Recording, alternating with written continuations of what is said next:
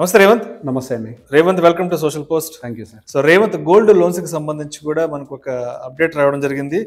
Gold loans పై త్వరలో మార్గదర్శకాలు, చిన్నపాటి రుణాలకు ఊరట, బంగారం తాకట్టు పెట్టి తీసుకునే రుణాలకు సంబంధించి త్వరలోనే మార్గదర్శకాలను జారీ చేయబోతున్నట్లు ఆర్బీఐ గవర్నర్ వెల్లడించారు. మరి బంగారాన్ని తాకట్టు పెట్టుకుని తీసుకునే లోన్స్ కి సంబంధించి ఎటువంటి మార్గదర్శకాలు మనం తెలుసుకోవాలంటే తప్పనిసరి. సో రీసెంట్గా గోల్డ్ లోన్స్ మీద అయితే చాలా మార్పులు జరిగాయండి. ఈవెన్ గోల్డ్ లోన్ రీపేమెంట్ విషయంలో కూడా చాలా మార్పులు జరిగాయి.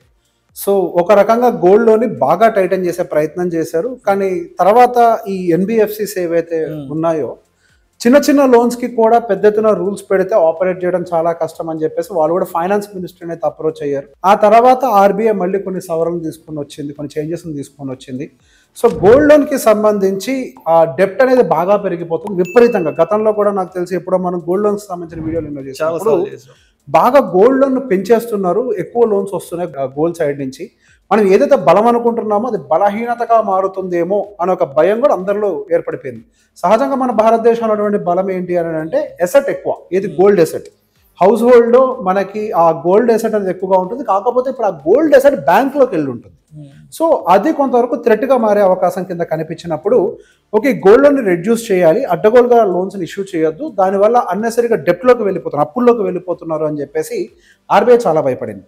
అండ్ రెండోది, బ్యాంకులకు కూడా కొన్ని విషయాలు చెప్పింది. మీరు ఖచ్చితంగా ఒక గోల్డ్ లోన్ ఇచ్చినప్పుడు ఏ పర్పస్తో తీసుకుంటున్నారో తెలుసుకోవాలి, వాళ్ళ పర్పస్ కోసం వాడుతున్నారో లేదో మానిటర్ చేయాలి, which is not practically possible. ఒకసారి లోన్ ఇష్యూ చేసిన తర్వాత ఓకే, పర్పస్ ఇచ్చేటప్పుడు ఒకటి రాసుకుంటారు, దానికి వాడారో లేదో మానిటర్ చేయడం అనేది అది బ్యాంక్ పని కాదు, బ్యాంక్ సాధ్యం కూడా కాదు.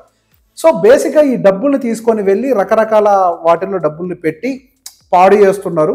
అంటే ఇట్ కుడ్ బి ట్రేడింగ్, రీసెంట్గా వచ్చిన సమస్యలు అవి ట్రేడింగ్ అవ్వచ్చు, బెట్టింగ్లు అవ్వచ్చు, వాటిలో డబ్బులు పెట్టేసి పాడు చేసేస్తున్నారు. సో ఈ గోల్డ్లోని రీపే చేయలేని పరిస్థితిలోకి వెళ్ళిపోతున్నారు అని చెప్పేసి ఆర్బీఐ ఐడెంటిఫై చేసింది.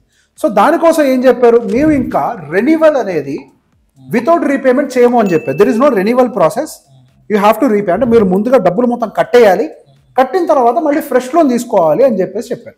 సో రీసెంట్గా బ్యాంక్స్కి వెళ్ళినప్పుడు ఈవెన్ బ్యాంక్ మేనేజర్స్ కూడా అదే మాట్లాడుతున్నారు. చిన్న చిన్న వాళ్ళు ఇంత సడన్గా రీపే చేయాలంటే చేయలేకపోతున్నారు.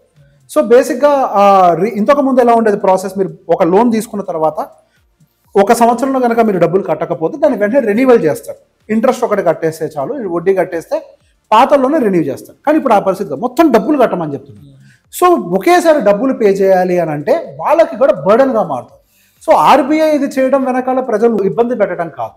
సో బేసిక్గా దీనికి రెన్యువల్ అనే ఒక ప్రాసెస్ని అంతే ఈజీగా ఇచ్చేస్తే మనీ రాంగ్ సైడ్గా డైవర్ట్ అవుతుంది. అంటే వాళ్ళు నిజంగానే ఇల్లు కట్టుకోవడానికో పిల్లల చదువుల కోసమో ఆ డబ్బుల్ని వాడితే నష్టం లేదు, లేదా ఇంకొక ప్రాపర్టీ కొనటానికో వాడితే నష్టం లేదు. కానీ ఇప్పుడు ఆ పరిస్థితి కాదు, దాన్ని రాంగ్ వేలోకి తీసుకెళ్ళి కొన్ని లక్షల కోట్ల రూపాయలు డబ్బులు దారి మళ్ళీ పోతున్నాయి అప్పుల రూపంలో తీసుకున్న ఒక కన్సర్న్ తోటి ఈ రీపేమెంట్ మెథడ్ కూడా మార్చేసి కొంత స్ట్రింజెంట్గా చేశారు. ఇప్పుడు గోల్డ్ లోన్ తీసుకునే వాళ్ళు ఖచ్చితంగా మైండ్లో పెట్టుకోవాల్సిన అంశం ఏంటి అని అంటే there is no renewal chance. మీరు ఖచ్చితంగా 11 నెలల్లో డబ్బులు కడతానంటేనే గోల్డ్ లోన్ తీసుకోవాలి. అంటే గోల్డ్ లోన్ అనేది షార్ట్ టర్మ్ లోన్గా మాత్రం ఉపయోగించుకోవాలి. సో ఏదైనా అత్యవసర పరిస్థితుల్లో తప్పించి దేనికి వాడకూడదు. అండ్ దాంతోపాటుగా వాళ్ళు రీసెంట్గా మీరు 2.5 లక్షలకి సంబంధించి కొన్ని రూల్స్కి సంబంధించి కూడా మాట్లాడారు. 75% ఆఫ్ ద వాల్యూకి మాత్రమే లోన్ ఇష్యూ చేయాలని చెప్పేసి చెప్పారు. సో బేసిక్గా చిన్న లోన్స్ తీసుకునే వాళ్ళ సంఖ్య ఎక్కువగా ఉంటుంది పెద్ద లోన్ తీసుకునే వాళ్ళ సంఖ్య కంటే కూడా. సో ఇప్పుడు చిన్న లోన్లు తీసుకునే వాళ్ళ మీద ఇంతటి రెస్ట్రిక్షన్స్ పెడితే వాళ్ళకి ఏదైనా సర్వైవల్ ఇష్యూస్ కూడా వస్తాయి. అంటే వాళ్ళు అంటే ఏదైనా ఎమర్జెన్సీ వచ్చి గోల్డ్ లోన్ పెట్టుకున్నప్పుడు తక్కువ అమౌంట్ కనుక ఇష్యూ చేస్తే వాళ్ళ అవసరాలు కూడా తీరవు అని ఒక భయంతో ఎన్బిఎఫ్సిస్ వీళ్ళందరూ కూడా ఫైనాన్స్ మినిస్టర్ని అప్రోచ్ అయినప్పుడు దీన్ని కొద్దిగా సద్దుమణిగే ప్రయత్నం చేసి దాన్ని 85%కి ఎక్స్టెండ్ చేశారు. సోమవారం మార్నింగ్కి కానీ దానికి సంబంధించినటువంటి సర్క్యులర్ని బయటికి రిలీజ్ చేస్తామని కూడా చెప్పారు. సో బేసిక్గా గోల్డ్ లోన్ మిస్యూజ్ అవ్వకుండా ఉంచే ప్రయత్నంలోనే గోల్డ్ లోన్ మీద కావాల్సినటువంటి చేంజెస్ అండ్ అబ్జర్వేషన్ పెంచే ప్రయత్నం చేస్తుంది RBI. Thank you so much Revanth, gold loans కి సంబంధించిన అప్డేట్ ఇచ్చింది. Thank you so much.